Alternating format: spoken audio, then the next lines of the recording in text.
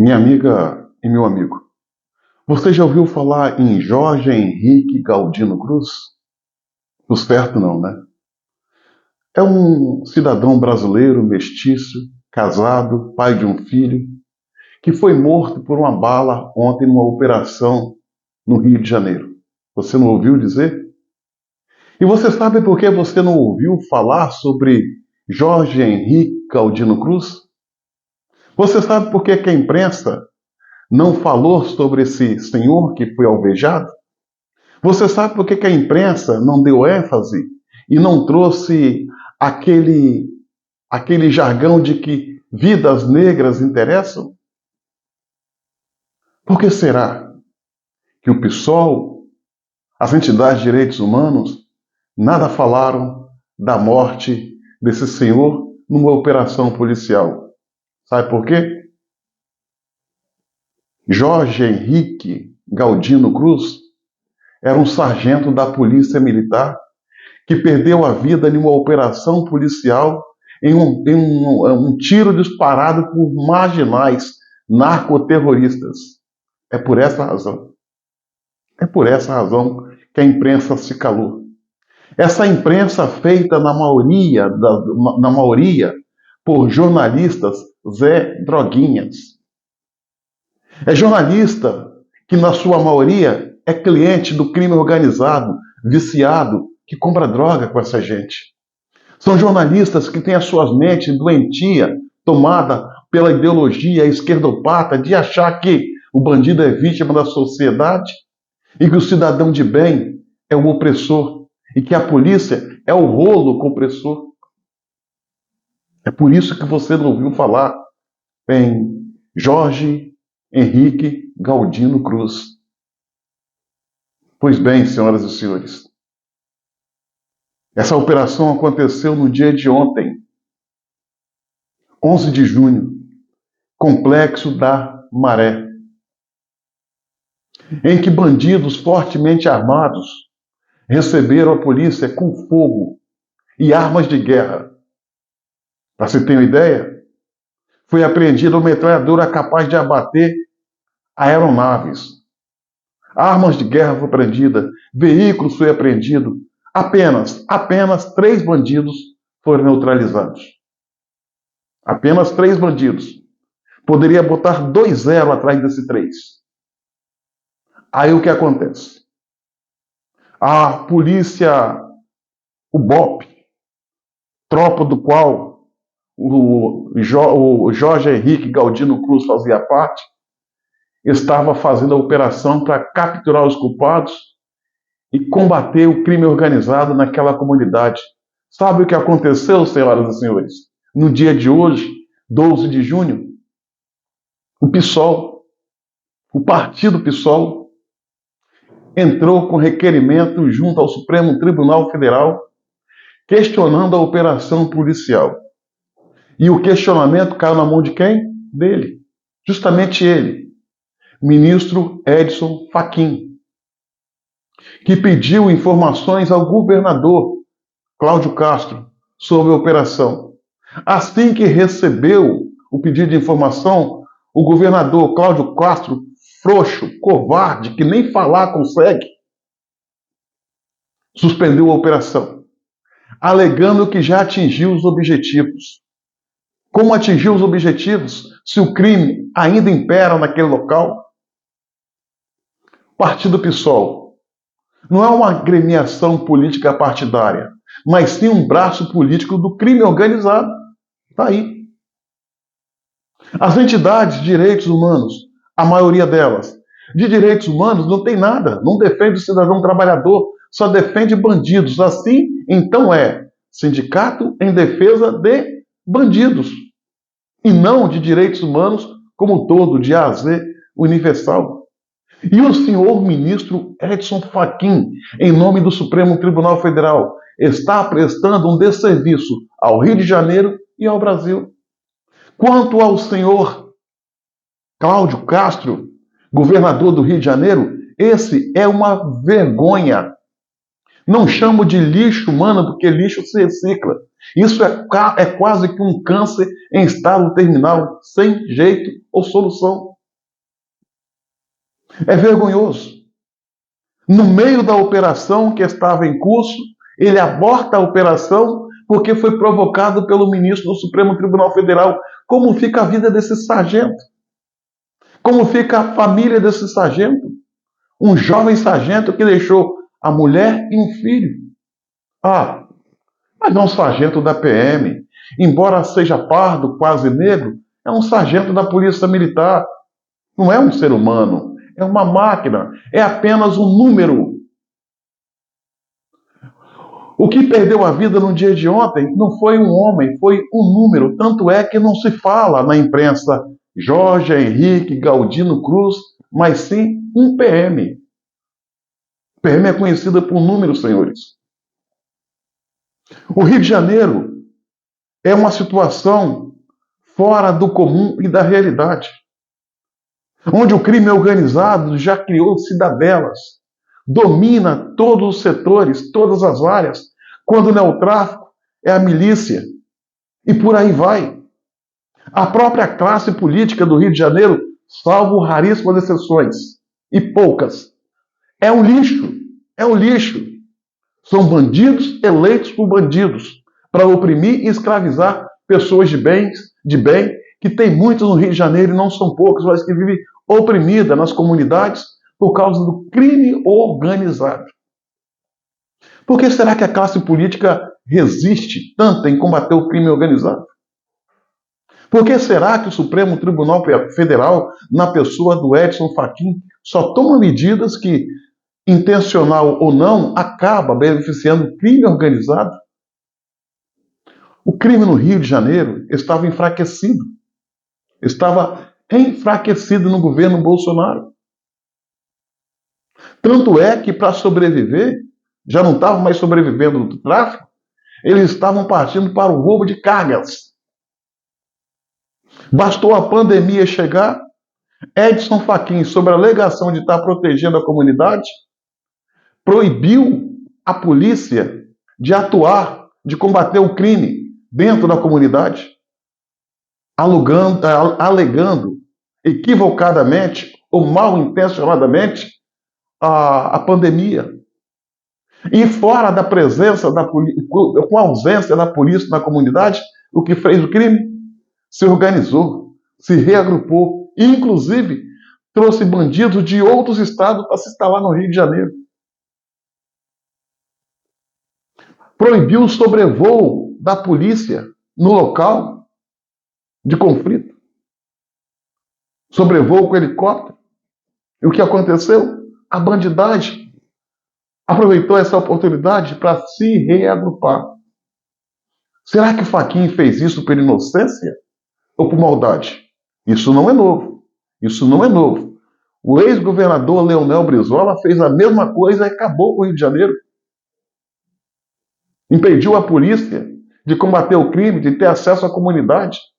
Quando foi liberado para ter acesso, se assustou. A bandidagem estava mais ousada e mais armada que a polícia. O Rio de Janeiro é um caso à parte, é um caso que deveria estar federalizado e ser tratado como terreno de guerra. Guerra verdadeira, não um conflito social. Lá os bandidos usam armas de guerra, táticas de guerra. E aí fica o Supremo Tribunal Federal, na pessoa do Edson Fachin, provocado ou hermanado com entidades de direitos humanos, partido de esquerda, sabotando o trabalho da polícia. E quem paga um alto preço é o cidadão de bem trabalhador, que paga com a vida, que vê os seus filhos perder as suas vidas, que tem que se humilhar para subir aos morros para chegar em sua casa depois do longo dia de serviço. Porque tem um segmento da sociedade e dos poderes constituídos que se especializaram em passar as mãos na cabeça de bandido e ver a polícia como inimigo e a sociedade como refém. Aí eu te pergunto, minha amiga e meu amigo, que prazer tem ser policial em um país como o Brasil, em especial Rio de Janeiro, onde o cidadão de bem é tratado como bandido e o bandido é tratado como um cidadão de bem. E aqueles que deveriam impor a ordem se faz braço político deles. Quem vai falar depois de amanhã em Jorge Henrique Galdino Cruz? Todo mundo esquecerá, porque é apenas, lamentavelmente, mais um. Porque depois de Jorge Galdino Henrique Cruz, outros militares tombarão no exercício da função e servirá para esquecer do sargento. E a sua lembrança, a sua memória vai ficar tão somente naquele local onde ele faz falta e é insubstituível no seio da sua família, para seu filho, a sua esposa e seus parentes mais próximos. O que está acontecendo no Rio de Janeiro é insano. Nós estamos passando por um processo de mexicanização, onde o crime impera, onde o Estado é cúmplice e não refém. Basta ver esse governador frouxo, que não está à altura de alguém que poderia botar moral no Rio de Janeiro. Mas tem um detalhe, isso é frouxo de dar dó, mas também não tem peça de reposição, não tem alguém que substitua, porque são todos frouxos. É uma classe política frouxa, bandida e covarde no Rio de Janeiro, salvo raríssimas exceções. O Rio de Janeiro, toda a comunidade virou cidadelas, dominada pelo crime organizado. As empresas já não querem mais se instalar no Rio de Janeiro. As transportadoras já não querem passar pelo Rio de Janeiro. O seguro de carros no Rio de Janeiro é uma coisa absurda. Isso se traduz em desemprego, fuga de empresa, fuga de capital, miséria, consequentemente, violência. E a gente tem visto que o governo do Estado, frouxo e covarde, reza na cartilha do governo federal, Luiz Inácio Lula da Silva, que torce para o quanto pior, melhor. Esses 3 bandidos que tombaram, que cantaram para subir em confronto com a PM, eles são vistos de uma forma carinhosa, não como 3 delinquentes, mas como a perda de 3 votos. Votos da esquerda. O crime organizado é tão organizado que eles têm um partido para chamar de seu, para representar os seus interesses nas câmaras de vereadores, nas assembleias e no Congresso Nacional. PSOL. Parlamentares que a função exclusiva é defender bandidos. Tanto é que a gente viu uma parlamentar do PSOL chamando os traficantes não de traficantes, mas de varejistas. Vítimas da sociedade. Olha, minha amiga e meu amigo, vítima é quem é oprimido. Vítima é quem é atacado e não quem ataca. Se a gente não tratar esse Brasil, em especial o Rio de Janeiro, com a política mais dura, vamos perder por completo o controle. Está na hora de fazer no Brasil, em especial Rio de Janeiro, aquilo que o presidente de El Salvador, Bukele, fez lá, botando a bandidagem no seu devido lugar. Criou um presídio para 40 mil bandidos. E hoje a própria população anda pelas ruas e fala que tem liberdade. Aquele que era um dos países mais violentos do mundo, hoje é um dos mais seguros. É El Salvador, na América Central, presidido por Bukele, um jovem político que trata cidadão de bem como cidadão de bem e bandido como bandido. Mas é de se lamentar. Quando se bota na política bandidos, eles vão defender quem? O cidadão de bem. Não, o cidadão de bem? Não, vão defender o bandido. Porque é uma questão de identidade. Os porcos se misturam porque se conhecem pelo cheiro. Se bota bandido para fazer leis, se bota bandido no Congresso, são os bandidos que eles vão defender. São a população de bem que eles vão explorar. Simples assim. Enquanto a população de bem está sem representatividade, a classe bandida organizada que está, ela tem até partido político. Entenda, PDT, PSOL, Rede, PCdoB, enfim, esses partidos de esquerda, que só fazem defender o interesse dos criminosos. É lamentável. O que a gente viu no Rio de Janeiro no dia de ontem e hoje não é a primeira vez e não será a última, enquanto não se tomar atitude de macho, politicamente falando. Não é esse governador frouxo e esse presidente corrupto que vai mudar a cara do Rio de Janeiro.